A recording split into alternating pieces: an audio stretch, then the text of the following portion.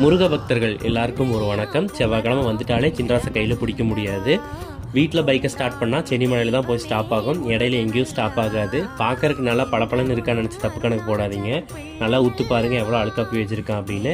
இதுக்கு நான் வாரம் ஒருக்கா பைக்கு கழுவுறேன். ஒரு டைம் எடுக்கும்போது தொடச்சி தான் எடுப்பேன். அப்படி இருந்து எவ்வளோ அழுக்காப்பி வச்சுருக்கான்னு பாருங்கள். என்னோடய பைக்குக்கும் சுத்தத்துக்கும் சம்மந்தமே இல்லைன்னு சொல்லலாம். இந்த வாரம் செவ்வாய்க்கிழமை சென்னிமலையில் கூட்டம் கம்மியாக தான் இருந்தது. நேரமாகவே தர போட்டுட்டாங்க. வேங்கமர தேடு வந்து பார்த்திங்கன்னா இந்த வாரம் ஓடலை. ஏன்னா பங்குனி உத்தரம் லாஸ்ட் வீக் தான் முடிஞ்சுது. அப்படிங்கிறதுனால மலை மேலே ஓடுற வேங்கமர தேர் வந்து ஓடலை. என்னமோ தெரியல, இந்த வெயில் காலம் ஸ்டார்ட் ஆனதுலேருந்து மலை ஏறதுக்கு கொஞ்சம் சிரமமாக இருக்குது. ஆனால் என்ன இருந்தாலும் நம்மளுக்கு ஜஸ்ட் 20 மினிட்ஸ் தான், அதுக்குள்ளே ஏறிடுவோம்.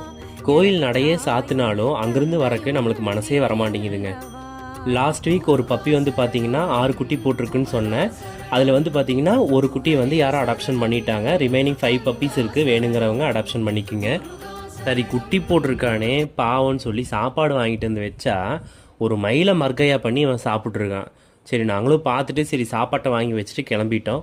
ஓகே ஃப்ரெண்ட்ஸ், இந்த வீடியோ பிடிச்சிருந்தா லைக் பண்ணுங்கள் அண்ட் மறக்காமல் என்னோடய சேனலை ஃபாலோ பண்ணிக்கோங்க.